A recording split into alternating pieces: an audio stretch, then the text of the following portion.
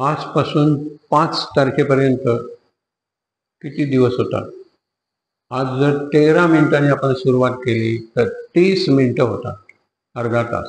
आम्ही यापूर्वीच सुरुवात केलेली आहे, काही लोक करतायत आणि खूपच छान अनुभव येतो. तुम्हाला व्यसन लागेल, खरंच सांगतो. एकटं बसायचं शांतपणे, श्रीराम जय राम जय जय राम, घेतला श्वास, ओम ब्रह्म चैतन्य महाराजाय नमः, सोडला श्वास. आणि हे करताना लक्ष इथे. लक्ष म्हणजे डोळे नाही. डोळे जर इकडे केले तर डोकं दुखायला लागेल. डोळे शक्यतो स्थिर. आता तुमच्याकडे बघताना सुद्धा माझं लक्ष इकडे भ्रूमध्यात. फार मोठी शक्ती आहे याच्यात. आपण या चातुर्मासात अशीच काही निरनिराळ्या प्रकारची ध्यान, निरनिराळ्या प्रकारची शांत मौन बसून उपासना हे शिकणार आहोत या 4 महिन्यात. कारण नाही म्हणलं तरी बरीच वर्ष झालेली आहेत आपल्या या चातुर्मासाला. पण जरा आतली उपासना आपण सुरू करणार आहोत. सुरू करूया. आता आपण काय 3-4 मिनिटं बसलो असो तरी खूप बरं वाटलं. आज रात्री झोपेतोपर्यंत आपल्यापैकी प्रत्येक जण 13 मिनिटं बस आणि 13 मिनिटं मोबाईलवर अलार्म लावायचा. इतकं छान वाटतं. आणि अजून 13 मिनिटं झालेली नाही, त्याचा आनंद असतानाच 13 मिनिटं होतात. 2 गोष्टी. एक, काय छान ध्यान लागलं आणि अरे 13 मिनिटं संपली आयुष्यातली. अनुभवावरून सांगतोय तुम्हाला, आपण लगेच जागा होतो. आता नाही, आता केलंच पाहिजे प्रत्येक मिनिटाला. तुम्ही तरुणात, तुम्हाला तेवढं नाही आहे, पण मला प्रत्येक मिनिटाचा हिशेब महाराजांना द्यावा लागतो. आणि काहीही करत असताना तू मला आवडतं ते काम करतोस का? आज सकाळी मी माझ्या शाळेत गेलो होतो, की ज्या शाळेमुळे मी शिक्षक झालो आणि गोव्यात राहिलो. ती शाळा 1968-69 या 2 वर्ष आणि 70चं ट्रेनिंगचं वर्ष, अशी 3 वर्ष मी त्या शाळेत होतो. रायबंदरची बालभारती विद्या मंदिर. कल्पना करा, त्यावेळेचे विद्यार्थी, त्यावेळेचे शिक्षक आणि त्यावेळेची शाळा. आज मला तिथे दिसली नाही.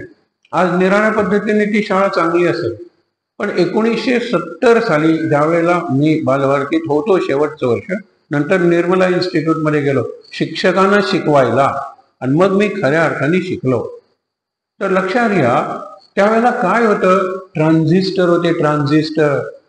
त्यावेळेला टेप रेकॉर्डर होते, त्यावेळेला लँडलाईन होती, त्यावेळेला बाकीच्या कोणत्याही गोष्टी नव्हत्या.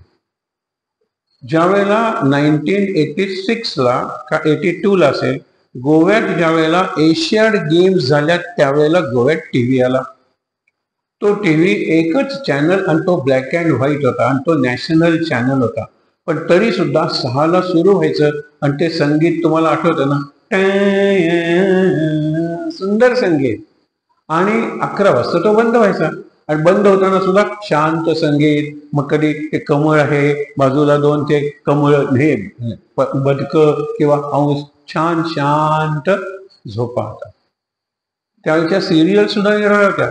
आणि सरकारी असल्यामुळे बातम्या वगैरे जास्त सरकारी वगैरे असायच्या. पण आजच्या इतका आक्रोश आणि हिंसा त्यावेळेच्या जगातच नव्हती, जगातच नव्हती.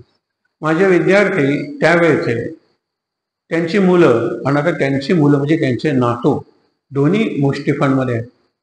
नातू KGला वगैरे असतील. मुलं, आता त्यांची मुलं आणि त्यांची मुलं ती कुठेतरी 11वी-12वीला असतील. पण त्यांना त्या आठवणी आहेत काळाच्या. त्या दिवशी सर तुम्ही बोर्डवर लिहिलेलं हे वाक्य, मी बोर्डवर लिहिलेलं वाक्य मला आठवत असेल, पण तो दिवस कुठला जो त्याच्या मनात कायम राहिला. आज तो चांगला वकील आहे. प्रत्येक वेळेला म्हणाला, तुम्ही आल्याबरोबर रोज एक थॉट लिहायचा जो आम्ही लिहून घ्यायचो, आणि मला तुमचे 100 तरी सुविचार पाठ आहेत. आणि घरागड घरागड म्हणून दाखवले. बाकीचे वकील माझ्याकडे, मी कोणीतरी प्रेषित आहे, आलेला आहे, प्रॉफेट, आकाशातून पडलेलं असं बघायला लागले. मी म्हटलं, इनफ, तू सांगितलं घरी आहे आणि मग मला सगळी वाक्य ऐकून दाखव. इंग्लिश मधली वाक्य, सुंदर वाक्य आणि अर्थ सांगणं. तो जरा आउटस्पोकन आहे. डॉक्टर्स भेटतात, आर्किटेक्ट्स भेटतात, ही सगळी. आणि बऱ्याच वेळेला ती मुलाच्या ऍडमिशन्स वेळेला यायची, त्यावेळेला त्यांना वेळ कमी असायचा. पण आता नातवाच्या ऍडमिशनला येतात त्यावेळेला ते रिटायर्ड झालेले आहेत. आमचे विद्यार्थी रिटायर्ड झालेले आहेत. लक्षात ठेवा, 1968 साली मी फक्त 23 वर्षांचा होतो. आणि त्यावेळेला 11वीचे विद्यार्थी 16 वर्षांचे होते, 16-17 वर्षांचे. म्हणजे माझ्या त्यांच्या वयात 5 वर्षाचं अंतर होतं. म्हणजे आज ते 75 आलेले आहेत. हे लक्षात ठेवा. ते सुपर सिटीजन झालेले आहेत. अशा वेळेला जरा मागच्या गप्पा, एक दोन शिक्षिका सोडल्या तर कोणी त्यावेळेची तर कोणीच नव्हती. पण नंतर मी 2002 साली त्या शाळेत परत एकदा थोडा वेळ गेलो होतो. ज्या एका महामानवाने माझ्यावर संस्कार घडवले, लक्षात ठेवा, त्यावेळेला महाराज जीवनात नव्हते. मतं अगदी विरुद्ध होती आणि या शिक्षकांनी ती मतं एवढी घट्ट केली. त्याला कम्युनिझम म्हणतात, आज आपण त्याला लेफ्टिस्ट म्हणतो. पूर्णपणे लेफ्टिस्ट विचाराचे ते होते. आज मी उदाहरण दिलं, त्यांचा एकुलता एक मुलगा गेला, okay, fact of life, part of life, त्यांना फार दुःख नाही झालं. पण जेव्हा रशियाचे तुकडे झाले, रशिया, युक्रेन, उझबेकिस्तान, ताजिकिस्तान, हे जे सगळे झाले, रडले ते. आणि त्यावेळेची त्यांची डायरी माझ्याकडे ते बुक्स देऊन गेलेले आहे. त्यावेळेच्या डायरीत पुत्र शोकाचं दुःख मला झालं. एकुलता एक मुलगा मरावं तसं दुःख मला झालं. रशिया हा USSR नावाचा एक देश होता, त्याचे तुकडे तुकडे झाले. त्याला वाईट वाटलं. हे संस्कार होते आमच्यावरचे. ते जर नसते ना तर खरंच मी शिक्षक म्हणून राहिलो नसतो आणि गोव्यात राहिलो नसतो. इतक्या चांगल्या ऑपॉर्च्युनिटीज महाराष्ट्रातून पत्रावर पत्र येत होती. कारण मी आता महाराजांच्या कृपेने म्हणतो, महाराज त्यावेळेला असे ऑफिशियली जीवनात नव्हते, पण लहानपणापासून काय आधीच्या जन्मात सुद्धा महाराज जीवनात असतील, हु नोज. तर त्यावेळेला आईचं सतत सांगणं असायचं, एवढी चांगली तुला बँक बोलवते ऑफिसर म्हणून, एवढी चांगली. आणि त्यावेळेला बँकांचं नॅशनलायझेशन झालं नव्हतं. बँकांना चांगली माणसं आपले ऑफिसर्स म्हणून पाहिजे होते. टाटाची बँक होती, बिर्लाची बँक होती, प्रत्येकाच्या बँक्स होत्या. आम्हाला पत्र येत होते आणि त्यांचं एकच वाक्य होतं की तुम्ही इतकं चांगलं यश मिळवले, you will not stop at BA, तुम्ही MA ला जाल, MBA ला जाल, पण आमची बँक लक्षात ठेवा. ज्यावेळेला नोकरी करायला लागाल त्यावेळेला. मी तर इकडे आलो आणि आईचं एक वाक्यच मला सांगतो की बायका विचारतात, अहो तुमचा एवढा हुशार रमेश कुठे आहे? गोव्याला सांगताना मला बरं वाटतं, जणू परदेशात आहे. काय करतो? हायस्कूलमध्ये शिक्षक आहे. म्हणजे मास्तर. ते तुला मास्टर म्हणताना माझ्या हृदयाला वेदना होतात. एवढा हुशार मुलगा आणि मास्टर. 2 वर्षांनी मी लगेच निर्मला इन्स्टिट्यूट, आता प्रोफेसर. आता बरं वाटलं तिला. आता माझा मुलगा कॉलेजमध्ये प्रोफेसर आहे, हा म्हणायला तिला बरं वाटायला लागलं. माझ्या ह्याच्यात काहीच बदल झाले नव्हते. खरा बदल घडला तो 1978ला. आणि लोक म्हणतात नाही त्यांना 2 मुली झाल्या असतील म्हणून त्यांना वाईट वाटत असतील. बिलकुल नाही. 2 मुलींच्या मध्ये माझ्या जीवनात महाराज आलेले. 77 आणि 79. कुठलंही फ्रस्ट्रेशन नव्हतं माझ्या जीवनात, कुठलाही आघात नव्हता. सगळं व्यवस्थित चाललं होतं. कुठलाही अपघात झालेला नव्हता, कुठल्याही जवळच्या व्यक्तीचा वियोग झाला नव्हता, कुठल्याही क्षेत्रात नुकसान झालं नव्हतं, कुठलाही रोग नव्हता किंवा मोठं ऑपरेशन होतं, असं काही नाही. तरी महाराज जीवनात आले. लोक पहिला प्रश्न विचारतात, केव्हा आला? मग काय झालं होतं जीवनात, तुम्ही इकडे वळलात? सगळं जर चांगलं चाललंय तर तिकडेच वळायला पाहिजे ना प्रपंचात. इकडे कसे वळला? म्हणजे सगळी उत्तरं त्यांना माहित आहेत, कारण सगळी उत्तरं या जन्मातली नाही आहेत. आणि त्याच्यापूर्वी सगळ्या मांडवांखालून आम्ही गेलेलो. तुम्ही कुठलीही महत्वाची व्यक्ती सांगा भारतातली आणि ती आमच्या जीवनात प्रत्यक्ष आलेली. गेला जो माझा लेख होता, प्रौढत्वी निज शैशवास जपणे. प्रौढ झाला तर आतलं मूल जपलं पाहिजे. मी स्वतःचा अनुभव सांगितला होता. आम्ही 10वीचे विद्यार्थी होतो कोयनानगरला. कोयनानगरचं प्रोजेक्ट म्हणजे वरती धरण आणि इलेक्ट्रिक जनरेशन अंडरग्राऊंड. जगात 2च होती, एक स्वित्झर्लंडमध्ये आणि एक कोयनानगरला. ती इतकी चांगली वसाहत होती, मोठी फॅमिली असल्यासारखी होती. आणि तिथे लक्षात ठेवा, ज्या वेळेला हे घडत होतं त्यावेळेला एका महिन्यात सगळे महत्वाचे मराठीतले कवी, कुसुमाग्रज काय निरनिराळ्या प्रकारचे, एक तुम्ही सांगा कवी आणि त्या कवीचा आम्ही कविता ऐकल्या. दुसऱ्या महिन्यात सगळे चांगले लेखक, तिसऱ्या महिन्यात चांगले नाटककार, हे सरकार आणत होतं, लक्षात ठेवा. कारण पुढे ज्या वेळेला कॉलेजमध्ये गेलो त्यावेळेला 2 गोष्टी घडल्या. 61ला महापूर आला पुण्याचा आणि त्यावेळेला जी प्रेतं बघितली ती अजून माझ्या लक्षात आहे. आयुष्यात एवढी प्रेतं आणि मृत्यूचं तांडव आम्ही बघितलं नव्हतं. आमची कोळी वय होती 16 वर्षांची. त्याच्यानंतर पुढच्या वर्षी चीननी दारुण पराभव केला आणि हा पराभव जो होता, लक्षात ठेवा, तो कुठल्याही भारतीयाला भारताबद्दल लाज वाटणारा होता. त्यावेळेला गोवा स्वतंत्र झालेला आहे. अभ्यास करून तुम्हाला सांगतोय की 61 नोव्हेंबर डिसेंबरला गोवा स्वतंत्र होतो, 62 ऑक्टोबर मध्ये भारताचा पराभव होतो. गोवेकराला का पोर्तुगीज चांगले वाटणार नाही? मी गोवेकर म्हणताना सगळे गोवेकर, मी त्याच्यात ज्याला आपण बामण म्हणतो, सारस्वत आणि किरिस्ताव यांना तर पोर्तुगीज म्हणजे देवच वाटत होते. हे बहुजन समाज आहे ना, आपण टिकवला इथला धर्म, आपण टिकवली इथली संस्कृती, याची जाणीव आता इतिहासाला इतिहासकारांना झालेली आहे. असू दे. तर गंमत बघा, मी 67 साली गोव्यात आलो, त्यावेळेला पोर्तुगीजांच्या बऱ्याचशा खुणा होत्या. गोवा शांत होता, गोवा स्वच्छ होता, गोव्यातली घरं ही होती. आणि मला आठवते 2 4 आण्याची कॉइन्स 2 हातात ठेवून एका हातात डाव्या हाताने तिकीट काढायचं, पणजी रायबंदर 4 आणे, आणि दुसऱ्या हातात स्टँडवर तो विकायलाचा एवढा मानकोराला आंबा 4 आण्याला मिळायचा, 3 रुपये डझन. आणि तो खरा मानकोराल होता, कारण केमिकल्सनी पिकवायची त्यावेळेला प्रक्रियाच झालेली नव्हती. या काळात सुद्धा आम्ही जगलेलो आहोत आणि आत्ताच्या काळातही आम्ही जगतोय. कधी कधी हा दीर्घायुष्य आहे ना, अश्वत्थाम्यासारखा, तो शाप आहे का चिंतनासाठी वरदान आहे? मला वाटतं वरदान आहे, शाप नाहीये. आम्ही 200 रुपयावर नोकरी सुरू केली होती आणि तरी सुद्धा आता तर खूपच आहे. परवा एका घाणेरड्या शिक्षकाला 3 महिन्याचा पगार दे आणि आत्ताच्या आत्ता चालता हो म्हणून सांगितलं. अरुण देसाई दुपारी सांगत होते वगैरे. 6 लाख रुपये पगार द्यावा लागला, 3 महिन्याचा पगार त्या घाणेरड्या शिक्षकाला. 2 लाख रुपये महिन्याला पगार शिक्षकाला, 200, त्याच्यावर 3 पूज्य द्यायला पाहिजे, तर 2 लाख रुपये पगार होईल. आम्ही किती कमी पगारावर शिकवत होतो, जास्त चांगले शिकवत होतो, विद्यार्थी चांगले होते, कारण तो काळ निराळा होता.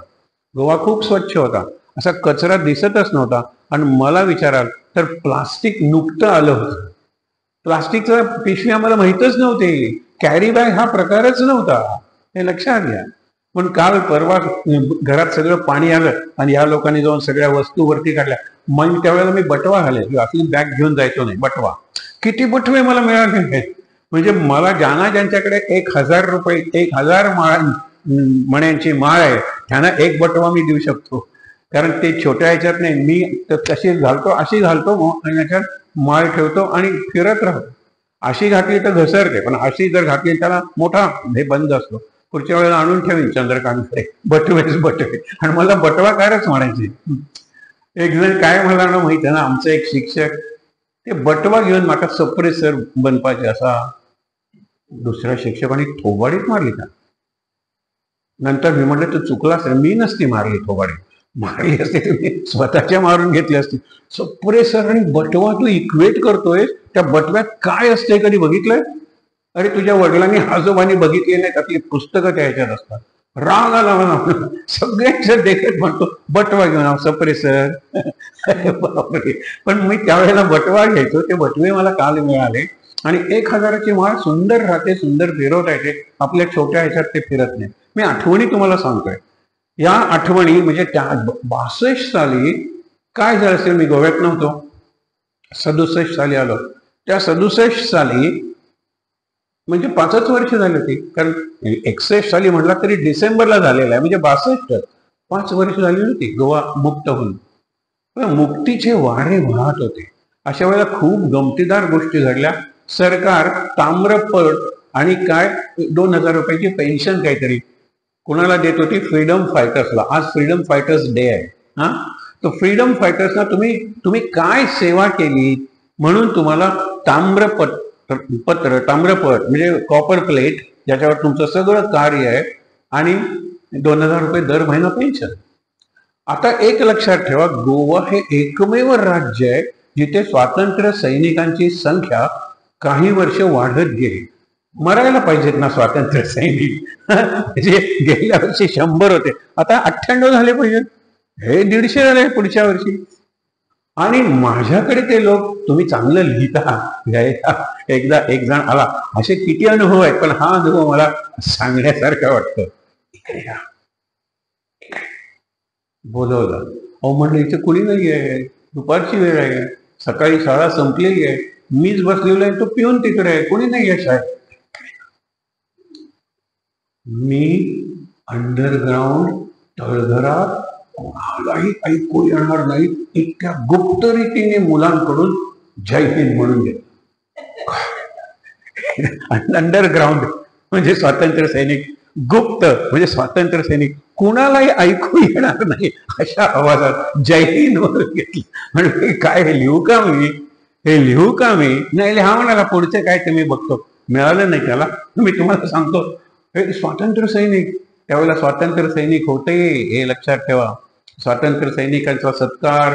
आणि एक त्यावेळेला लगेच जीवनात घडलेली एक घटना म्हणजे माझ्या जीवनात एक आदर्श काही माणसाली, त्याच्यात महात्मा गांधी आहेत. महात्मा गांधी पॉलिटिकल विसरा, महात्मा गांधी एज्युकेशनिस्ट, महात्मा गांधी पत्रकार, आणि महात्मा गांधी सिंपल आणि इफेक्टिव्ह इंग्लिश लिहिणारा आपला भारतीय आवडायचं. त्याचे आत्मचरित्र तर मी माझ्या दोन्ही जावयांना परवा घरी बोलून दिले, हे पुस्तक वाचा, इंग्लिशमध्ये दिलेलं आहे, मराठीत आहे माझ्याकडे, बघा. तर त्या गांधीजींना 100 वर्ष झाली होती जन्मून. 1869चा जन्म आणि 1969 मी बालभारतीत होतो. ओल्ड गोव्याला जो गांधींचा पुतळा आहे ना, तो त्या वर्षी उभारला. 1969, 100 years ऑफ बापूजीज बर्थ. आणि अशा वेळेला आमची शाळा ही जवळ ना सगळ्यात.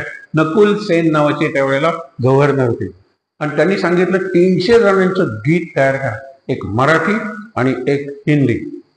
आम्ही घेतली ती. आज मी शिक्षकांना सांगत होतो, 50 मुलांचं गीत घ्यायला सांगितलं की तुम्हाला प्रॉब्लेम वाटतो, 300 जणांचं गीत हा आम्हाला चॅलेंज होता, आणि आम्ही दोन्ही गीत तयार केली.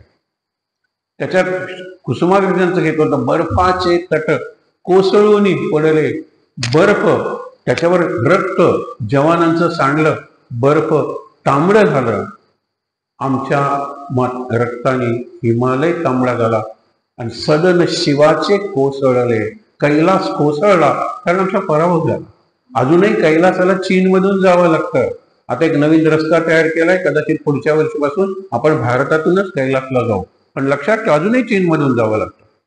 मुद्दा काय आहे की ज्या वेळेला चीनने केलेला पराभव आणि त्यावेळेला भारतातले सगळे नेते हे इतके विचित्र होते, लक्षात ठेवा. हिंदी चीनी भाई भाई म्हणता त्यावेळेला माओ त्से-तुंग आणि चौ एन लॉय दोघ जण होते. चौ एन लॉय प्राईम मिनिस्टर होता आणि माओ त्से-तुंग हा प्रेसिडेंट होता. हिंदी चीनी भाई भाई कोण, माओ त्से-तुंग आणि जवाहरलाल नेहरू. आणि त्यावेळेला चौ एन लॉय त्यांच्या पाठीत सुराखो बसताय, भाई भाई भाई भाई.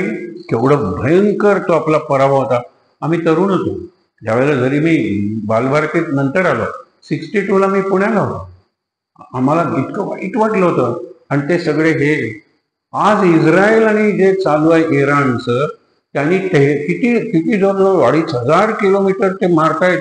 आणि त्यांनी पहिल्यांदा केलं काय तेच तुम्हाला सांगतो. तो एकमेव देश आहे एवढासा, त्याच्या बाजून एवढे शत्रू देश आहेत, आणि बाहेरही जे शत्रू तर आहेतच.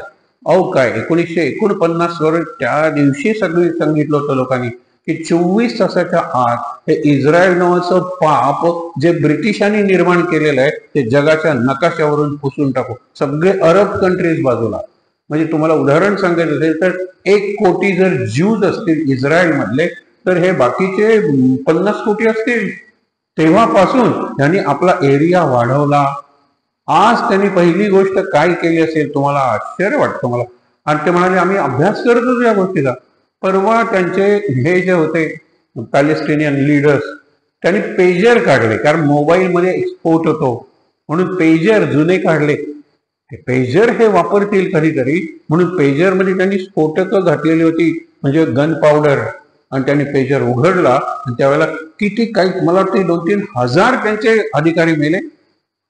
काल तसंच झालं, त्यांनी जनरल मारला, दुसरा नेमला मारला, मेजर मारले, महत्वाचे सायंटिस्ट मारले जे उद्या ऍटम बॉम्ब तयार करतील. आणि तो ऍटम बॉम्ब इस्लामचा असल्यामुळे सगळ्या जगाला धोका आहे. आत्ता कदाचित ते बघत असतील, जसं लादेनला पकडला त्यावेळेचं दृश्य दाखवलं होतं, सप्टेंबरच महिना होता तो, असं लादेनला बघत आहे आणि त्यावेळेचे प्रेसिडेंट वगैरे सगळे बघतायत. आणि लादेनला कसा पकडला हे सगळं त्यांना त्यांच्या अमेरिकेत त्या सेफ रूम मध्ये बसून. काल असेच अमेरिकेचे प्रेसिडेंट पळालेले आहेत. ज्या वेळेला हे होता, चालू होती महत्वाची मीटिंग, त्यांना निरोप येतो आणि ते निघून जातात. त्यावेळेला त्यांनी सांगितलं की बहुतेक ते गेलेत, हे जे युद्ध चालू आहे त्याची सीज फायर करण्यासाठी. नंतर ट्रम्प म्हणतो नाही, मी अशासाठी आलेलो आहे की त्या रूम मधून इराणची राजधानी तेहरान याचा संपूर्ण नाश कसा होतो, त्यांची जी अत्यंत दगडी आहे, तो डोंगर दगड आहे, त्या दगडाच्या खाली कितीतरी फूट त्यांचा ॲटम बॉम्ब तयार करण्याचा कारखाना आहे. एक मोठ्या प्रकारची अशी मिसाईल की जी जवळजवळ 150-200 मीटर्स आत जातात आणि तिथे एक्सप्लोड होतात. तो टिकणंच शक्य नाहीये. ते कसा मारा करतात हे आम्हाला बघायचंय. आता इतक्या हजार जायचं आणि परत यायचं, तेवढी फायटर नसतात आपली, हे निराळी असतात पॅसेंजर परवानगी. अहमदाबादमध्ये किती जवळजवळ 1.25 लाख लिटर पेट्रोल होतं, म्हणजे त्याचं ते पेट्रोल, एव्हिएशन पेट्रोल, म्हणून ते जवळलं विमान. पण फायटरला विमान तेवढंच जायचं आणि यायचं. मग त्यांनी काय केलं, या संपूर्ण इराणची स्पेस आहे ना, तिथे इराणचं एकही विमान उडणार नाही अशा पद्धतीने त्यांचे एअर बेसेस म्हणजे एअरपोर्ट नष्ट केले, त्यांची विमानं नष्ट केली, त्यांचं रडार नष्ट केलं. आता संपूर्ण एअर स्पेस इराणच्या इस्रायलचा अधिकार आहे. आणि जगाला दाखवण्यासाठी त्यांचं एक विमान गेलं, दुसरं विमान गेलं आणि दोघं जवळ आली आणि या विमानातलं इंधन त्या विमानात घातलं. रिफ्युएलिंग इन स्पेस. आम्हाला इराण काहीच करू शकत नाही. आणि नंतर म्हणाले की आता हे युद्ध तेव्हाच थांबेल, तिथला जो खोमेनी नावाचा मुख्य आहे, मुस्लिम लीडर, त्याला मारल्याशिवाय हे थांबणार नाही.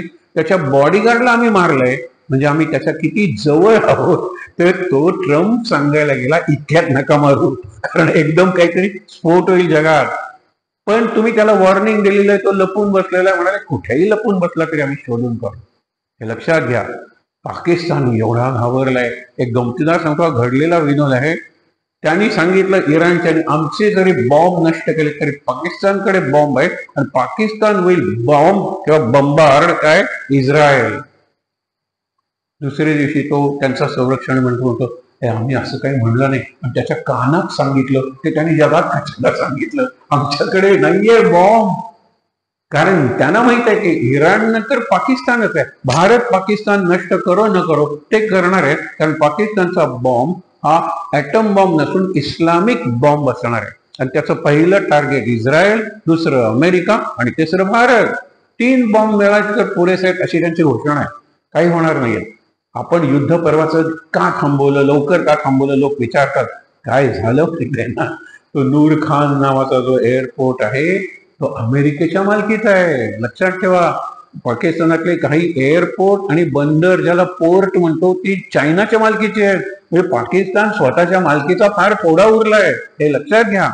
अशा वेळेला ते अमेरिकेचं, तिथे आपण मारलं आणि तिथे त्यांची ॲटॉमिक सगळी मिसाईल्स वरती आणि अंडरग्राऊंड ते त्याचं जनरेशन युनिट. पाकिस्तानला धक्के बसायला लागले असा अर्थ, अंडरग्राऊंड जे आहे त्यांचे बॉम्ब्स वगैरे ते लीक झालेले आहेत. त्यांचं तयार करणारे जे केंद्र आहे, ज्याला आपण ॲटॉमिक सेंटर वगैरे म्हणतो, लीक झालेले. आता त्यावेळेला भारत मला थांबलंच पाहिजे, नाहीतर ॲटॉमिक वॉर सुरू होईल आणि दुसरा कुठला तरी इस्लाम, टर्की वगैरे त्यांच्याकडे जे काय असेल ते भारतावर मारेल आणि भारतावर सिव्हिल ह्याच्यावर मारलं की किती हजारो लोक मरतील. म्हणून आपण थांबवलं. ते लोकांना काही वाटू दे, का थांबवलं, आपण जिंकत आलेलो होतो, तसा प्रकार नाहीये. इतकं आपण प्रिसिजन केलेलं आहे की तो विमानतळ तर नष्टच झाला, त्यांचा बॉम्ब उडवायला विमानं तिथून उडवता येणार नाही, त्याच्या शेजारचे एस्टॅब्लिशमेंट खालचं लीक झालं. हे लक्षात ठेवा. इस्रायलचं त्याच्या पुढे गेलेलं आहे. त्यांचं काय बुद्धी आहे त्या राष्ट्राची. आणि ते म्हणाले 20 वर्षापूर्वीपासूनचं आमचं प्लॅनिंग असतं आणि ते कुठे तो केव्हा झोपतो. काल त्यांनी मुद्दामून दाखवलं, एक ती बाई आहे, ती हे करते, काळा घातलेली, तुम्ही बघा चित्र नेहमीच दाखवत टाकलंय, भाषण करते तिच्या भाषेतून, कोण तो Israel, we can keep under the. इतक्यात वरून बॉम्ब येतो, पडतो, ती थोडी घाबरून पळत जाते, ती मध्ये कुठेतरी असते म्हणून वाचते, बाकीचे 4 जण तिचे असिस्टंट मरतात. म्हणजे इतकं प्रिसिजन आहे की ती जिथून हे बातम्या देते ना, त्याच्या वरच्या छपरावर पडलेला आहे बॉम्ब. प्रिसिजन. दुसरा एक त्यांचा लीडर, तो बाथरूम मध्ये आहे, सगळ्या घरातले दिवे लावलेले, फक्त बाथरूम मध्ये अंधार होतो आणि इस्रायल जाहीर करतो तो त्यांचा जो मेजर आहे तो मेला बरं का, बाकीच्या सगळ्या खोल्यातले दिवे लागलेले आहेत. त्या खोल्यानं आमचं काही झालेलं नाही, फक्त तेवढी एक खोली मारलेली. जो आधीचा होता यासर अराफत नव्हता, पॅलेस्टाईनचा लीडर वगैरे, मगरुरी वगैरे, त्याला त्यांनी सांगितलं तू कुठे तुला आम्ही लोकलाइज करून मारू. तुम्ही काय मला मारणार. हा टॉयलेट मध्ये होता. टॉयलेट इंटॅक्ट ठेवून बाकीच्या सगळ्या खोल्या पाडल्या त्यांनी आणि टॉयलेट उभी म्हणजे त्याच्यावर बाकी तो बाहेर पडू शकला नाही, कारण वरून कुठून पडणार आहे. खालचा जो मजला आहे बाजूचं सगळं पाडलं त्यांनी. शेवटी त्यांनी दया मागितली की कारण तुम्ही काही आलं तरी आम्ही परत मारणार आहोत, तू टॉयलेट मध्येच सुमार, आम्ही कुठेही बॉम्ब मारू शकतो आणि इतक्या फक्त इकडे तिकडे झालं तर एखादा मीटर होईल, 1 मीटर इकडे 1 मीटर तिकडे, कारण आम्ही 2000 मैलावरून मारणार आहोत. आपलं बॉम्बिंग तसंच झालं यावेळेला प्रिसिजन. हे मला सगळं सांगायचं नव्हतं. म्हणजे 1962 साली आमच्या मनाची जी स्थिती होती ती आता तुमच्या मनाची नाही आहे. 12वीची मुलगी हिला आज भारत जो दिसतोय, इतर अनेक घाणेरड्या गोष्टी जगाप्रमाणे आहेतच. तो मोबाईलचा अति यूज आणि बऱ्याच इतर गोष्टी आहेत, पण भारत जिंकतोय, भारताला मान मिळतोय. ज्या वेळेला G7 म्हणजे 7 राष्ट्र आहेत जी खूप प्रगत झालेले developed country 7, India is 8, but India was invited. भारताला आमंत्रण गेल्या 2 G7 ला दिलं होतं, यावेळेला दिलं नाही. लगेच कॅनडामध्ये जे खलिस्तानी आहेत, खलिस्तानी म्हणजे ज्यांना स्वतंत्र खलिस्तान पाहिजे, शिख्स आहेत ते सिख्स, आणि ते म्हणाले की बघा त्यांना दिली नाही मोदींना परवानगी. केवढं ह्युमिलेशन, केवढा अपमान केला मोदींचा. आमचा कॅनडावर वर्चस्व म्हणजे आमचं वर्चस्व आहे कॅनडावर. नंतर बाकीचे लोक म्हणाले मोदींना न बोलवता तुम्ही काय G7 घेणार आहात, आपल्याला मार्केट इंडियाच आहे. मोदींना बोलवलं. त्यावेळेला तो पन्नू नावाचा त्यांचा हे आहे, तो काय लीडर म्हणाला, बरं झालं बोलवलं, 48 तास मोदी इकडे आहेत, मोदी जिवंत भारतात जाणार नाही. मला वाटतं आता 48 तास पुरे होत आहेत. त्यांनी एवढी प्रोसेशन काढली, त्याच्यात मोदींना असं साखळीनं बांधलेलं आहे, असॅसिनेशन ऑफ मोदी, म्हणजे मोदींचा खून, मोदी हँग, असे त्यांनी हे काढले मोदींचे पुतळे, आणि कोणी हँग केलेलं आहे, कोणी बांधलेलं आहे, आणि अशी मोठी प्रोसेशन काढली. त्या प्रोसेशनला विरोध करायला सिखच होते आणि आपले बाकीचे सगळे भारतीय लोक, भारतीयांनी सुद्धा विरोध केला की कोण म्हणतं तुम्ही कोण एवढे मोदींना न. पण कॅनडा सरकार काय म्हणतं, फ्रीडम ऑफ एक्सप्रेशन, त्यांना मोदींना मारायचंय, दे आर फ्री. अरे मग तुम्ही कशाला आहात मारायचंय, पहिल्यांदा स्लोगन आहे. आता तुम्ही गंमत बघा, जो हा पन्नू नावाचा प्लंबर ते काय सांगतो सगळं, आज अगदी जोरात बोलत होता. या आठवड्याच्या शेवटी तुम्हाला बातमी, पन्नू बेपत्ता. पन्नू बेपत्ता. अरे त्याला पळवतील आणि त्याला ठार मारतील किंवा सगळ्यांच्या देखत त्याला ठार मारतील. आणि बातमी 4 दिवसच थांबा तुम्ही, मोदींना मारतोस. तुला काय शक्ती माहित आहे का, भारत म्हणून काय शक्ती आहे, खरंच शक्ती आहे. आणि बघा 5-10 वर्षात इंडिया नक्कीच चॅलेंज करणार आहे अमेरिकेला, युद्धाच्या बाबतीत नाही पण इकॉनॉमीच्या बाबतीत. आणि ती भीती वाटते त्यांना. म्हणून भारतात चांगलं काही चालू नये, शांतपणे काही चालू नये. त्याला अपवाद म्हणून जर काही गोष्टी असतील तर त्याच्यात वांतेचं चैतन्योपासना केंद्र, हे अपवाद आहे. इथे काही होत नाही, इथे काही होणार नाही. शांत आहोत आपण, शांत राहूया. हे सगळं सुरुवातीला मी का सांगितलं की कसा देश आपला बदलत गेला, कसा गोवा बदलत गेला. गोवा स्वतंत्र होतो आणि भारताचा पराभव होतो. का गोवेकरांना भारताबद्दल आदर वाटावा सांगावर. आमच्या शाळेतले विद्यार्थी विचारायचे, पराभव झाला ना. मग ज्या वेळेला 67 साली युद्ध झालं होतं, पाकिस्तानचा आपण विजय मिळवलेला होता, त्यानंतर बांगलादेश युद्ध आपण विजय मिळवलेला होता, त्यानंतर कारगिल आपण विजय मिळवलेला होता, आणि परवा ह्यात झालं आपण ज्याला सिंदूर म्हणतो ना, जय मिळवलेला. भारत आता विजयाकडे आहे. हे तुम्हाला चांगली एक प्रकारची भारतातली परिस्थिती आहे. भारताबद्दल आदर वाटला पाहिजे, अभिमान वाटला पाहिजे. माझा देश म्हटल्यानंतर छाती भरून आली पाहिजे. आणि हे घडतंय, लक्षात ठेवा, हे घडतंय. त्याला किंमत आहे, किंमत मोजावी लागेल. पण जे विरोधी आवाज होते कमी व्हायला लागलेले आहेत.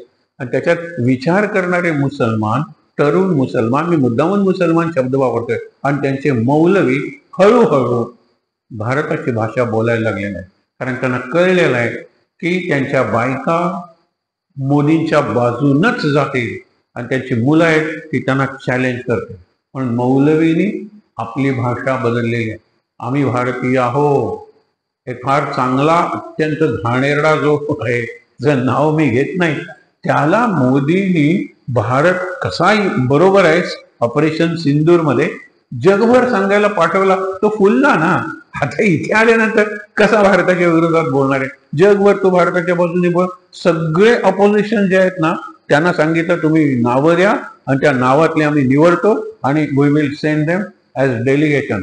सगळ्या जगातल्या इम्पॉर्टंट देशात जाऊन त्यांनी भारत कसा योग्य होता आणि भारताने काय काय जिंकलेलं आहे किती. कारण आपल्या देशातले जे आहेत ना अपोजिशन सो कॉल्ड, आणि त्या अपोजिशनचा जो मेरुमणी आहे, काय मूर्ख माणूस आहे तो. तुम्हाला मी खरंच सांगतो की 8वीच्या वर तो शिकलेला नसेल, त्याला काहीच कळत नाहीये, तो नुसता बोलतो. आणि ते ऐका तुम्ही मुद्दाम, डॉक्टर रिजवान अहमद नावाचा जो युट्यूबर आहे, त्याचा मी धार्मिक बघतो. रात्री 11 वाजता जरी गेलो तरी डॉक्टर रिजवान अहमद 11 मिनिट 12 मिनिटे बघतो आणि झोपतो. कारण का की तो काय सुरेख सांगतो. आता म्हणाला हे बघा बोलतायत राहुल गांधी बोलतोय आणि हा इकडून हसतोय.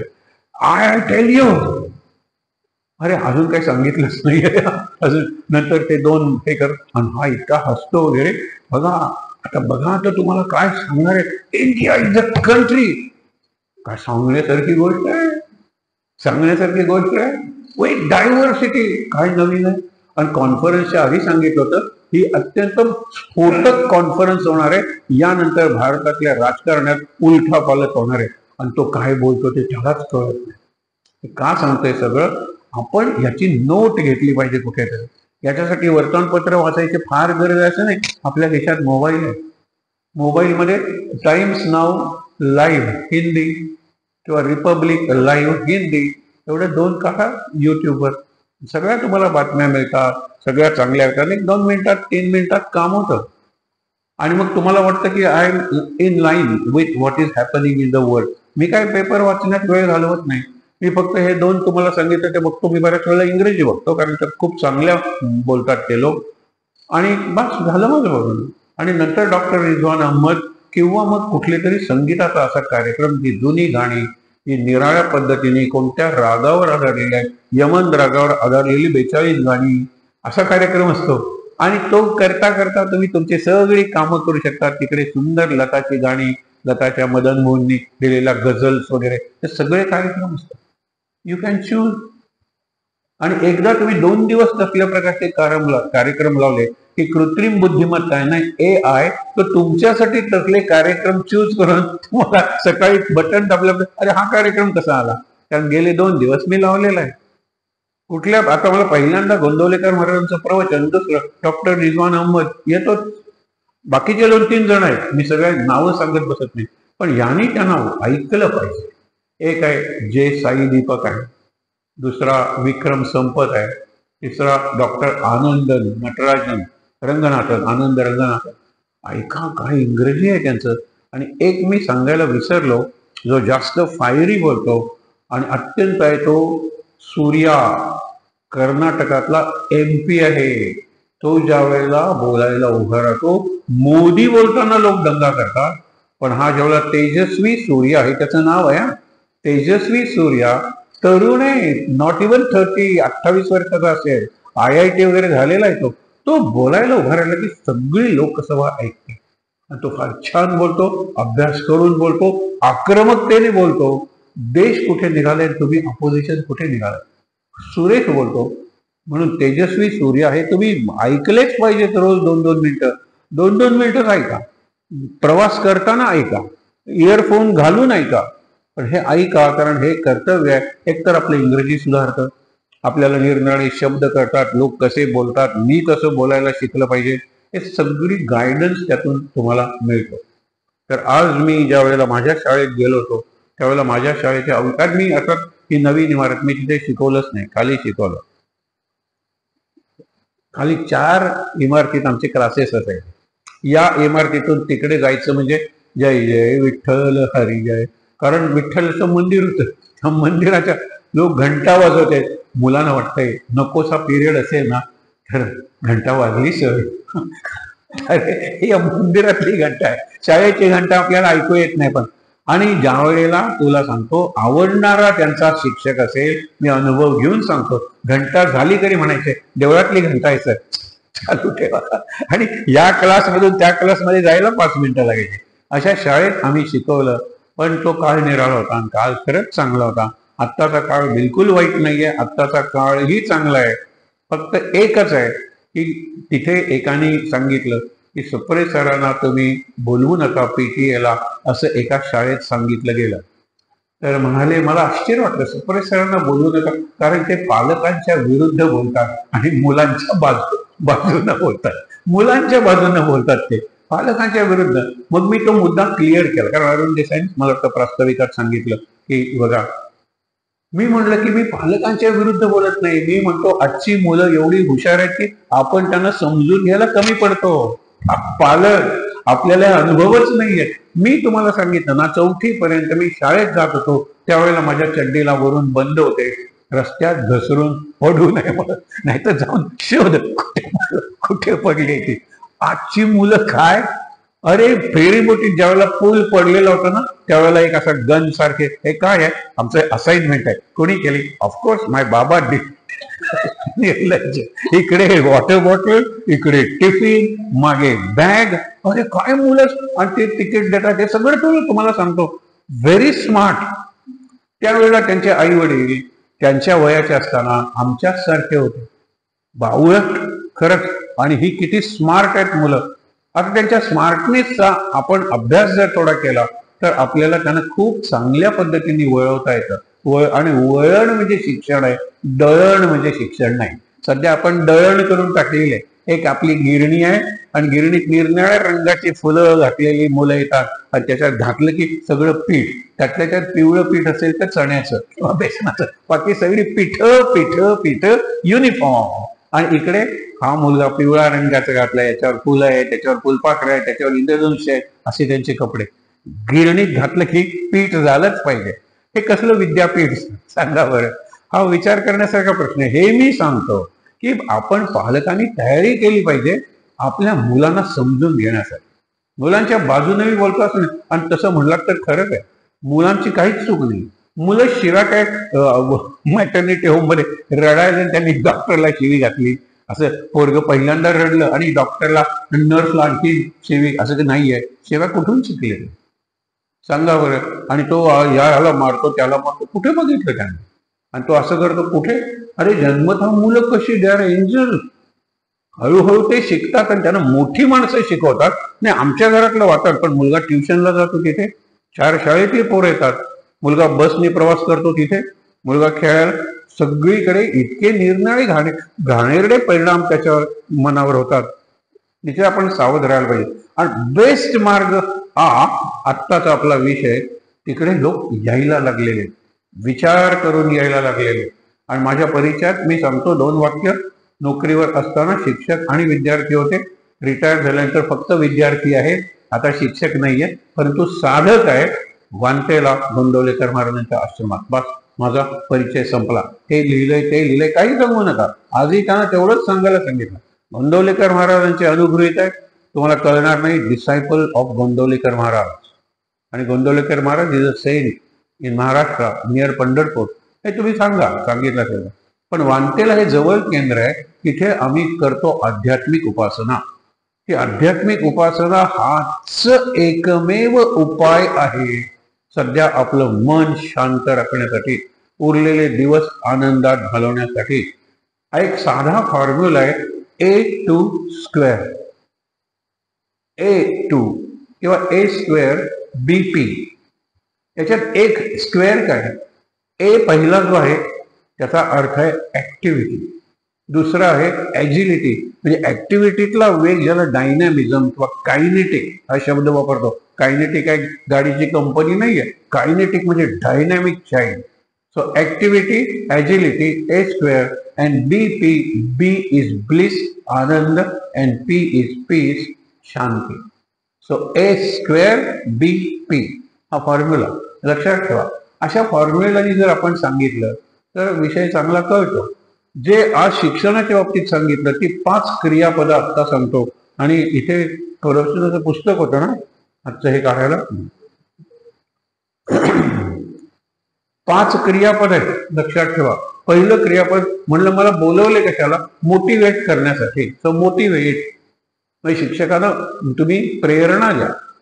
आज त्याचे मजबूत पडलेले आहेत त्याने गेल्यानंतर ते असे डायनामिक झाले पाहिजे. मोटिवेट म्हणजे झालं नुसते मोटिवेट झाले. काय सरांनी भाषण केलं, अहो काय सुंदर होतं, काय ती सुंदर गोष्ट सांगितली, कुठली आठवत नाही. म्हणून नुसतं मोटिवेट करून उपयोग नाहीये, ऍक्टिव्हेट करायला पाहिजे. ऍक्टिव्हेट, सिम कार्ड सुद्धा ऍक्टिव्हेट करावं लागतं की नाही, सिम कार्ड तसं ऍक्टिव्हेट करायला पाहिजे. ऍक्टिव्हेट कशासाठी, कल्टिवेट करण्यासाठी. कल्टिवेशन म्हणजे agriculture, cultivation of habits, personality. आणि त्याच्याबरोबर इनकल्केट म्हणजे मनात चांगले संस्कार घडवले पाहिजेत. That is character building, formation of character म्हणजे चांगलं चारित्र्य घडवण्यासाठी इनकल्केशन म्हणजे संस्कार महत्वाचे आहेत. कल्टिवेशन म्हणजे प्रयत्न निरनिराळ्या प्रकारचे महत्वाचे व्यक्तिमत्व सुधारण्यासाठी. मोटिवेशन आतून मला जर काही वाटलंच नाही तर मी काहीच करणार नाही, आणि नुसतं मोटिवेशन नाही, ऍक्टिव्हेशन. आणि हे सगळं जर एकत्र असेल तर त्याला एलिव्हेट म्हणायचं. म्हणजे मुलाचं 7वीतून 8वीत मुलगा गेला, जरा तरी उंची गाठली पाहिजे ना. और promoted to standard 7, promoted to standard 8, 10वीतून 11वीत प्रमोटेड नाहीये. एलिव्हेशन आहे, it is not promotion. Promotion on paper. जीवनात तो जरा उंच, आणखीन वर जायला नको का, हे एलिव्हेशन आहे. म्हणून पहिल्यांदा मोटिवेट, नंतर ऍक्टिव्हेट. आता हे आपल्याला आहे जे चातुर्मासासाठीचं आत्ताचं कार्य सांगतो. आपण मोटिवेट आतून झालं पाहिजे, बाहेरून मोटिवेशन नाही. इंजेक्शन देता येत नाही मोटिवेशनचं. तुम्हाला कोरोनाच्या विरुद्ध डोस देता येतो, पण मोटिवेशन साठी, इन्स्पिरेशन साठी काय देणार आहे. इन्स्पिरेशन म्हणजे प्रेरणा नाही, त्यांना सांगितलंच पाहिजे. म्हणून आतून आपण मोटिवेट होऊया नाम घेण्यासाठी जास्तीत जास्त. नंतर ऍक्टिव्हेट होऊया, वेळ मिळाला की नाम, वेळ मिळाला की नाम, वेळ मिळाला की नाम. श्वासावर नाम, लक्ष इकडे. आणि शक्यतो डोळे मिटून राहायला शिका. डोळे कान यांचा आपण एवढा दुरुपयोग करतोय किंवा अति उपयोग करतोय. कान बंद करून झोपा. वांतेला तर झोपावंच लागतं, कारण कोण इकडून जाईल आणि इकडून बाहेर येईल सांगता येत नाही. परंतु तरी सुद्धा आपण एरवी सुद्धा कान बंद करावे किंवा लक्ष देऊ नये अनेक गोष्टींकडे. पण मुख्य म्हणजे डोळे बंद करून बसा. मी हे गेले तुम्हाला 6 महिन्याचा अनुभव सांगतो. इतकी की कुठेही असलं ते डोळे शांत बंद केल्याचं खूपच शांत वाटतं. आपण आत उतरतो, एंटर विदिन. पासवर्ड कोडवर्ड घातला की काय कम्प्युटरच्या आत शिरता येतं, पण माझ्या आत शिरायला डोळे मिटणं आणि नाम चालू करणं. नाम हा माझा पासवर्ड आहे किंवा कोडवर्ड आहे, हे लक्षात ठेवा. आणि म्हणून कल्टिवेट, चांगल्या हॅबिट्स करूया. लवकर उठूया आपण. लवकर उठून आता आम्ही काही मंडळींनी ठरवले की सकाळी 5 ते 5:30 आपली इकडे काकड आरती असते. 5 ते 5:30 उपासनाच करायचे, ऑनलाईन करायचे. माझा मोबाईल चालू आहे, यांचा मोबाईल चालू आहे. किती जड आरती आम्ही एकत्र करतो, किती स्तोत्र आम्ही एकत्र म्हणतो. महाराज माझी उपासना अशीच सर या पुलावर पोचली आहे, करायचं का, चला भीमरूपी महारुद्रा सुरू होतो. रोज माझ्याकडे भूमिरूपी म्हणणारी 2 माणसं करायचं. इकडून तिकडे जातात बर्वे सर सकाळी, आणि त्यावेळेला श्रेयस तिकडून इकडे येते. दोघांनी तोच पूल लागतो. या पुलावरून जाताना ते म्हणतात, ते म्हणतात. माझ्या कितीला भीमरूपी म्हणून होतं, आणि सगळं महाराज करून देतात. तर तसं करता आलं पाहिजे आपल्याला. मला जर लवकर उठायची सवय लागली पाहिजे तर मी इतरांबरोबर उठलो पाहिजे. एकटा उठलो की मी झोपेन, 2 दिवस उठेल, पण आपण ते करूया. आणि ते जर करायला सुरुवात केली तर छानपैकी हल्ली निरनिराळे ग्रुप्स असतात, त्याप्रमाणे आम्हाला काही ग्रुप्स वगैरे मला करता येत नाही, तर मला माझा मोबाईल ऑन ठेवता येतो, तुमचा मोबाईल ऑन ठेवतो. आपण पहिल्यांदा काय करूया, 13 मिनिटं शांत राहूया. 13 मिनिटानंतर जय जय रघुवीर समर्थ. आता 13 मिनिटं ऑन ठेवायची गरज नाही, बंद ठेवा. परत त्याला अलार्म लावा ना. अलार्म झाल्यानंतर कोणीतरी म्हणेल जय जय. पण ती जी 4-5 माणसं आहेत किंवा 10-15 माणसं आहेत ती 13 मिनिटं गप्प राहते, शांत राहते. त्याच्यानंतर आपण काय करूया, आहेत त्या खोलीत फेऱ्या मारत छान नाम घेऊया, फेऱ्या किती घालूया, 13 फेऱ्या घालूया. आपली घरं किती मोठी आहेत, काहीच नाही मोठी. 13 फेऱ्या घालायला 5 ते 6 मिनिटं लागतात. 13 फेऱ्या घालूया, 13 वेळा नाम म्हणूया. कुणीतरी म्हणायचं, बाकीच्याने ऐकायचं.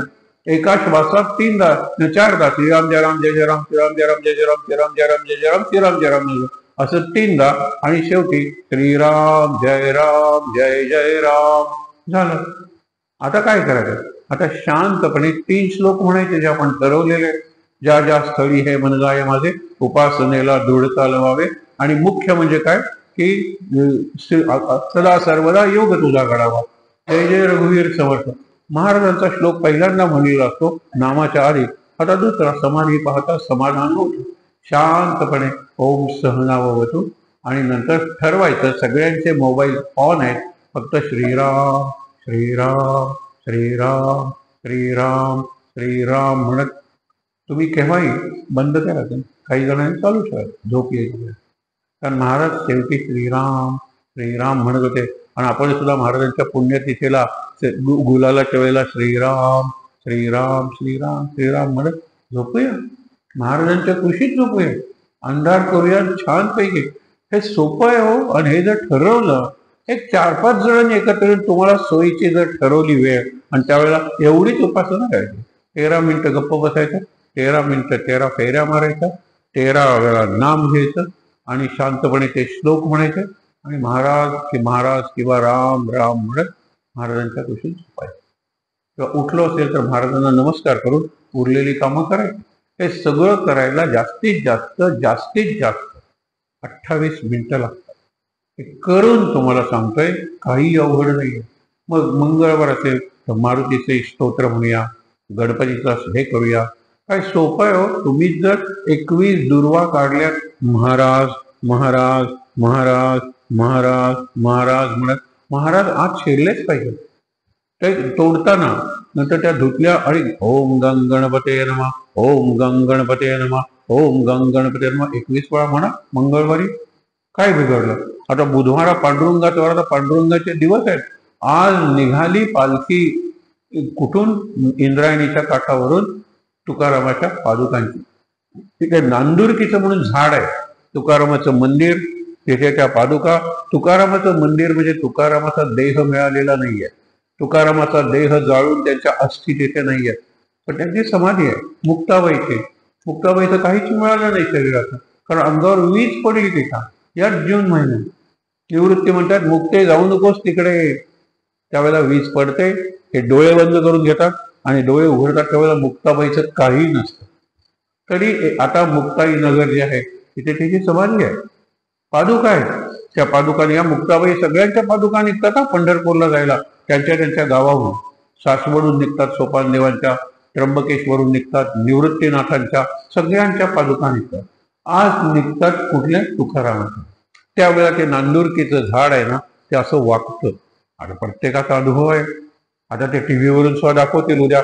नांदुरकीचं झाड वाकलं की चला ज्ञान बा तुकाराम. बघा, नंतर दुसऱ्या दिवशी ती त्या देहूच्या मार्गाने पुण्याला येते, पुण्याला मुक्काम असतो. ही उद्या सुरुवात होणार पुण्याची ज्ञानदेवांची पालखी. इंद्रायणीच्या काठूनच सुरू होणार, फक्त आळंदीहून सुरू होणार. त्यावेळेला जो सुवर्ण पिंपळ आहे की ज्याला लाख प्रदक्षिणा घातल्यामुळे ते तिचे पती जे गेलेले होते, रामानंद जे होते, त्यांचे शिष्य होते, ते विठ्ठलपंत परत आले. संन्यास घेतला होता, परत गृहस्थाश्रमात आले. त्यांना 4 मुलं झाली. आणि तुम्हाला पुढे ज्ञानेश्वरांचं जीवन माहित आहे. त्यावेळेला तो पिंपळ सळसळतो, आणि लोक अगदी बघत असतात. हल्ली तर मोबाईलवर पिंपळ सळसळला की मग ज्ञानदेवांची पालखी निघते, ज्ञानबा तुकाराम. मग त्यांचे पालखीचे मुक्काम असतात. गोव्यातून मी चुकत नसेल तर किमान 1000 वारकरी जातात. काही जण आत्ता जातात आषाढीला, पण ज्यांची शेतीची कामं असतात ते कार्तिकेला जातात. आपला विनायक वगैरे कार्तिकेला जातात. पण गंमत बघा, पायी वारी करण्याची लोकांची एक वाढायला लागलेली इच्छा. कारण पायी वारी करणं म्हणजे फक्त पायी प्रवास करणं नाहीये. तिथे वाटेवर जे घडतात निरनिराळे प्रकार, ते आपल्याला खरे शिकवतात. आणि शिकवतात काय शिकवतात? अध्यात्म. त्या बाईला किती काळजी आहे, त्याला किती वेदना होत आहेत, तरी सुद्धा ती बाई डोक्यावर तुळस देऊन नाचते, विठ्ठल विठ्ठल. आणि तिचा त्या भान बेभान झालेली आहे. तिचा पाय मला लागला की नमस्कार करते, विठ्ठला म्हणून ती मला नमस्कार करते. आणि क्यू मध्ये उभा असताना माझा पाय गप्पा मारताना माझ्या मित्राची तिला लागला, तर मी म्हणतो काय, माझा पाय चुकून लागलेला नाहीये, सहज लागलाय, म्हणजे मी चुकवू शकलो असतो, पण तिचा त्या बेभान अवस्थेत लागलेला आहे. ती मला नमस्कार करते विठ्ठला म्हणून. आणि माऊली माऊली तर सगळे माऊलीच म्हणतात, हे लक्षात ठेवा. हे वारीचं महात्म्य आहे. आजपासून सुरू झाली वारी आणि ती केव्हा 6 तारखेपर्यंत चालू राहणार. 6 तारखे म्हणूनच सांगितलं. आज आपण 13 मिनिटं जर बसलो शांतपणे जेवण झाल्यानंतर आपला मोबाईल वगैरे लावून 13 मिनिटं, तर 30 मिनिटं होते 5 तारखेला. 5 तारखेला संध्याकाळी आपण इथे येणार आहोत. 6 तारखेला सकाळपासून आपला चातुर्मास सुरू होईल. सुंदर आपण विठ्ठलाची उपासना करणार आहोत. म्हणून तुम्हाला सांगतो की मग बुधवारी विठ्ठलाचं एखादं भजन काही ते आपल्याला करता येतं. 4 महिने आपण करणार आहोत. त्याची सुरुवात आत्तापासून करायला हरकत नाही. मी कोणीतरी आहे, आज तारीख किती आहे, 18 जून. परमार्थात गुप्ततेची जरूर असते. म्हणाले दृष्ट लागते, आपली सुद्धा दृष्ट लागते. म्हणून आपल्या मुलाला आपली दृष्ट लागते. काय सुंदर दिसत होता असे तू, ते गाणं म्हणताना, आणि तू जो वेशभूषा केलेली होती, मी तुझी दृष्ट काढतो. मग कधी कधी मुलंच म्हणतात, माझी दृष्ट काढ आई आजी, तुला नाही का दिसली, मग दृष्ट काढते. परवा मी आमच्या घरातल्या एका व्यक्तीची दृष्ट काढली. मी म्हटलं मी काढायला तयार आहे. नाही म्हणाली, मी हे करते, तुम्ही म्हणा. मग मी माझ्या पद्धतीने मुलं अष्टो दिसतो दृष्ट काढतो. ही गोष्ट आता कोणाची, भूताखेताची, आल्या गेल्यांची, घरातल्यांची, बाहेरच्यांची, भूताखेताची, या सगळ्यांची दृष्ट आहे. आणि ते मग मीठ असतं, ते एकतर चुलीत टाकायचं, आता चूल नाही म्हणून मग ते बाथरूम मध्ये टाकायचं, डाऊन टाकायचं, संपलं, दृष्ट काढली. मुद्दा काय आहे की याच्यात काही अंधश्रद्धा वगैरे काही नाही, प्रेम आहे. मुलगा म्हणतो ना, आई आज माझी दृष्ट काढ, आज मला पहिला नंबर मिळाला, हे आहे, का नाही काढायची दृष्ट, काढा ना. त्याच्यात प्रत्येक याच्यात काय सायन्स नाही हे समजू नका. म्हणून महाराजांचं एक वाक्य आहे, वासनेतूनच प्रत्येकाचा जन्म होतो. स्त्री आणि पुरुष एकत्र येतात आणि त्या एकत्र आल्यावर त्याच्यातून जन्म होतात. प्राण्यांचे, पक्ष्यांचे, माणसांचे, सगळ्यांचे जन्म वासनेतून होतात. हा पहिला भाग झाला. माणूस जन्मला ना की अहंकार निर्माण होतो, देहो हम, मी देह आहे, अहंकार. आणि ही आपलं आई वडील आहेत. वासना ही आई आहे, अहंकार हा बाप आहे. वासना आधी जन्मल्यामुळे वासना ही अहंकारापेक्षा मोठी आहे वयानं. पण कल्पना करा, आई वासना, आणि वासना म्हणजे महाराज म्हणतात परमेश्वराचा वास ना, ही वासना. तिथे वास आहे म्हणजे नाम घेत आहेत, उपासना चालू आहे, हे लक्षात घ्या. अशा वेळेला आपण विचार करायचा की जर ही वासना आई आहे, अहंकार हा बाप आहे, पण त्यांची पिल्लं कुठली, तर का, क्रोध, मोह, काय पिल्लं आहेत नाही. ही पिल्लावर मद, मत्सर आणि सगळ्यात भ्रम, अज्ञान, हे सगळी पिलावर आहे या जगाची. महाराज म्हणतात म्हणजे वासनेच्या पोटीच प्राणी जन्माला येतो. त्या वासनेला जिंकणे म्हणजे आपण देहानं मरून जाण्यासारखं आहे. हे 3 वाक्य काल मी आता वृद्धावस्थेबद्दल लिहिलेलं आहे. त्याच्यातून आता मला दुसरीकडे संस्कार लिहायचे. इथे संस्कार पुस्तक असेल तर बघ, चंद्रकांतला विचार. तर काय आहे की काय लिहिलेलं आहे त्याच्यात, की महाराज म्हणतात 50, 60, 70 3 वाढदिवस. 70वा वाढदिवस म्हणजे फार कठीण होतं, हे लक्षात ठेवा. त्यावेळेला माणसं 60तच मरायची. महाराजही 60त गेले. 50व्या वर्षी झाडाखाली राहतायत असं समजून घरात राहा. तुम्ही झाडाखाली राहिलेला, शांत झोपलेला, तितक्यात दुसरा एक म्हणतो, अहो जरा सरका हो तिकडे. तुम्ही म्हणू शकत नाही, मी झोपलोय, माझी जागा आहे. झाड आहे, त्या झाडाची सावली आहे, त्या झाडात मी राहिलेलो आहे. कुणी आलं तरी, हे मुलगा आहे, सगळे माझे बॉस येणार आहेत, ज्यांच्या हातात माझं प्रमोशन आहे, बाबा आज तुम्ही स्वयंपाकघरात झोपाल का? अरे झोपेन की. पण इथे जर बाप म्हणला, माझ्या प्रॉव्हिडंट फंडातून हे घर बांधलेलं आहे, तू झोप तुझ्या साहेबाला घेऊन स्वयंपाकघरात, मी नाही झोपणार. तिथे तो म्हणतो ठीक आहे, मी साहेबाची दुसरीकडे व्यवस्था करतो, तुम्ही झोपा तुमच्या खोलीत. पण त्याच वेळेला ठरतो मुहूर्त, बाबांना वृद्धाश्रमात पाठवण्याचा. कारण ऐकतच नाहीत बाबा. किंवा तुमच्या प्रॉव्हिडन्सच्या घरात राहा, मी, माझी बायको आणि मुलं आम्ही दुसरीकडे राहतो. हे घडतंच. किती अहंकार आहे, किती पाहिजे मला हे वासना. म्हणून महाराज म्हणतात की प्रपंच मुळात चांगलाही नाही आणि वाईटही नाही. आपली वासना ठरवते तो चांगला आहे का वाईट आहे. आणि वासना इतकीच चांगली. परवा मी जात होतो, प्रचंड पाऊस होता, समोर एक केटरिंगची गाडी जात होती, व्हॅन. आणि खरं व्हॅन मधून तिथे सगळे डबे वगैरे होते, पण वाढणारे सुद्धा तिथे होते. पाऊस इतका प्रचंड, ते बिचारे भिजत होते. त्यांनी तिथे जे पडदे टेबलावर वगैरे घालतात ना, ती कापडं स्वतः होती, गुंडाळली होती. अशा वेळेला जो ड्रायव्हर मनेरीकर, त्याच्या मनात विचार आला, आपल्या डिकीत प्लास्टिक आहे का, असेल तर यांना देऊया. रविवार होता म्हणजे काय, आणि त्याच्यानं तो पूर्ण असं मोठं प्लास्टिक. तर ती म्हणाली नाही आहे. त्यावेळेला प्रचंड पाऊस होता, लक्षात ठेवा. आम्ही चौगम रोडला होतो, म्हापसा आणि पणजीच्या मध्ये. मी म्हणलं तुझी हे लक्षात ठेवा, इच्छा त्यांना मदत करण्याची एवढी आतून आलेली आहे की पाऊस थांबलाच म्हणून समज. पाऊस थांबला, महाराज थांबवणार आहे पाऊस. आणि नंतर आम्ही तो ट्रक आमच्या समोर होता, आम्ही आमच्या घराच्या तिथे वळलो, तोपर्यंत ट्रक गेला. आणि त्यांनी ते गुंडाळलेलं होतं तेही काढलेलं होतं, कारण पाऊस थांबलेला होता. कशामुळे थांबला? इच्छा चांगली, मनापासून त्यांना. आणि त्यांनी जर असतं प्लास्टिक तर नक्की दिलं असतं की तुम्ही घेऊन जा, कारण तुम्ही पावसात भिजताय, मला बघवत नाही. कारण तुम्हाला कोणी विचारला नाही. आल्यानंतर त्याला टेबल मांडा, ती कापड त्याच्यावर घाला आणि वारायला सुरुवात करा. म्हणून इच्छा तुम्ही चांगली ठेवा. वासना जर जिंकायची असेल तर इच्छा चांगली ठेवा, वासना वाईट नाही आहेत. आणि शेवटी सांगा, आजारी माणसाने नुसते पडून राहावे, जे सध्या मी करतोय, नुसतं पडून राहावं. आणि औषध मात्र नियमाने घ्यावे. हे प्रवचन आहे ना, हे माझं औषध आहे, ते मात्र मी घेतोय. आता मी सांगितलं चंद्रकांतला, प्रवचन आपण घेऊया का, तुम्हीच वरती येताय वगैरे. त्यांनी सांगितलं मी घेऊया. मला काही हरकत नाही. आम्हाला हे यंत्र जे आहे ना, ते यंत्राची टेस्टही घ्यायची आहे, तर बघूया. म्हणून शेवटी काय सांगितलेलं आहे की परमार्थात भगवंताचे स्मरण ठेवण्याचे काम आपल्या स्वतःलाच केलं पाहिजे. महाराज माझी उपासना करून घेतील नाही. महाराज म्हणाले बेसिक स्मरण तू ठेव, बेसिक. म्हणजे मला नाम घ्यायचं आहे महाराज, आज पाहुणे येणार आहेत, काय करायचं ते तुम्ही ठरवा, पण मला नाम घ्यायचंय, एवढं तरी स्मरण मला पाहिजे ना. अरे लगेच फोन येतो की आम्ही येणार होतो पण आठवड्याने पुढे गेलेलं आहे, तर आमच्याकडे पावसामुळे सगळी वॉटर क्लॉगिंग झालेलं आहे. अरे घडतात. महाराज म्हणे नाम घ्यायचंय ना, मुळात तुझी इच्छा आहे ना, की मुळातली इच्छा आपली असली पाहिजे. महाराज सगळं जग आपल्याच्या उपासनेला अनुकूल करतात. म्हणून कोणाला फसू नका, कारण स्वतः फसणे हे जगाला फसवणे इतकेच पाप आहे. स्वतः फसू नका. त्यांनी उदाहरण काय दिलंय की परमार्थ म्हणजे काय करायला पाहिजे हे इतकं सोपं आहे. उगीच कोणाच्या नादी लागू नका.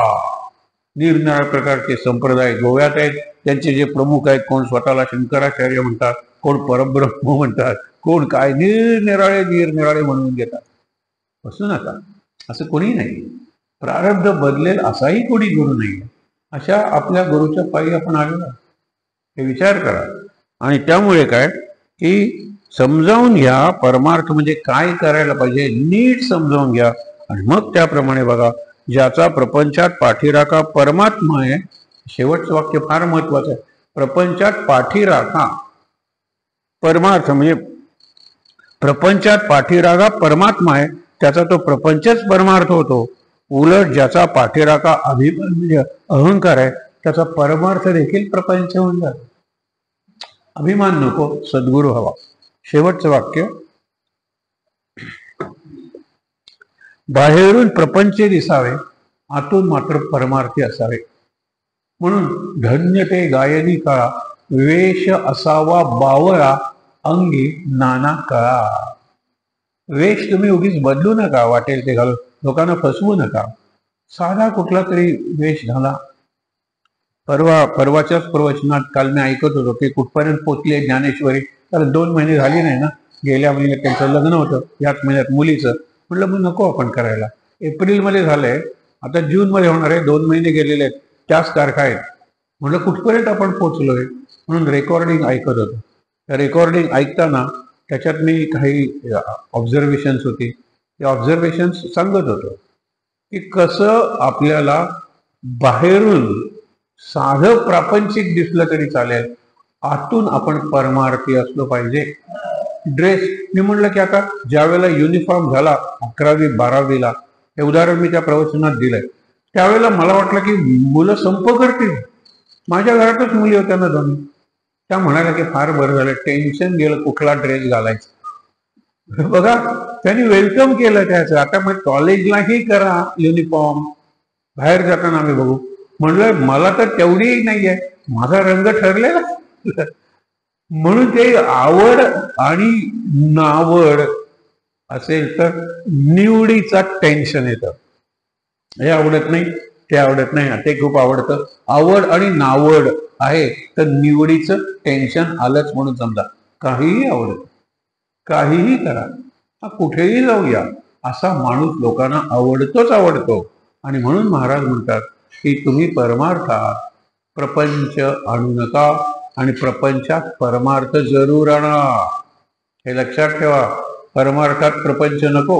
आता गोंदवल्याला आलोच आहोत तर गोंदवल्याला कापूस चांगला मिळतो, कापूस घेऊया. गोंदवल्याला मुगाची डाळ चांगली मिळते, ते घेऊन जाऊया.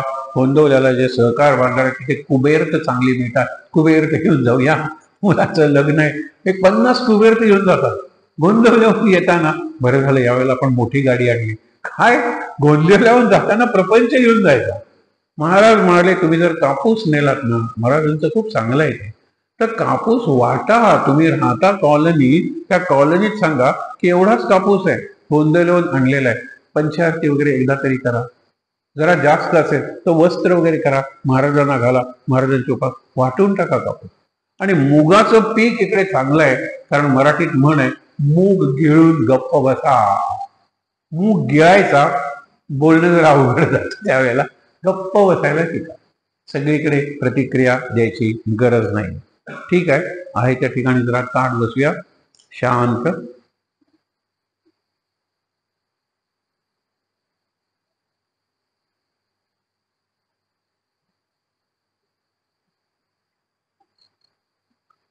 शेवटचे 3 श्लोक म्हणूया महाराजांचा आणि शांतीपाठ.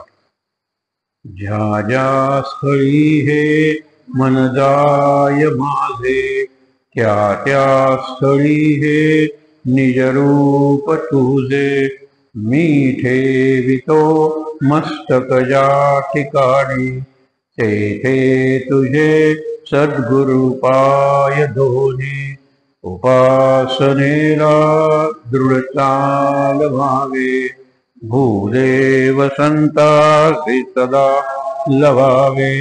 सत्कर्मयोगे वयघाल व्हावे, सर्वामुखी मंगल बोल व्हावे.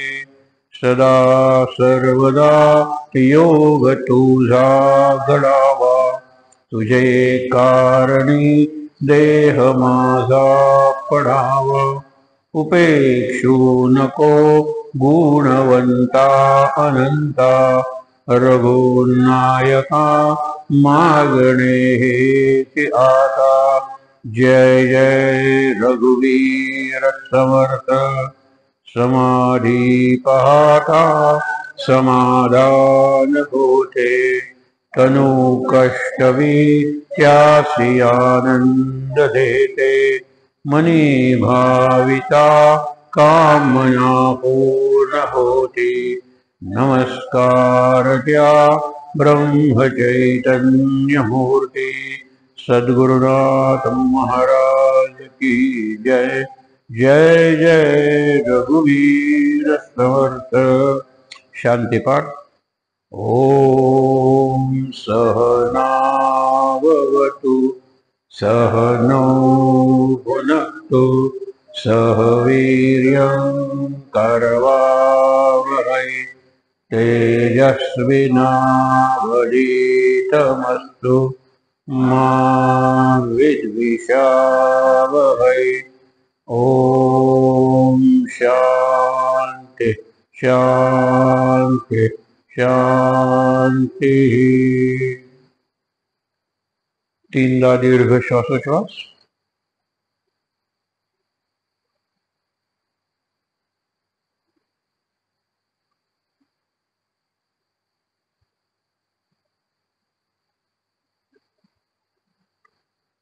हातावर हात जोडूया, हात चेहऱ्यावर डोळ्यांवर चोळूया.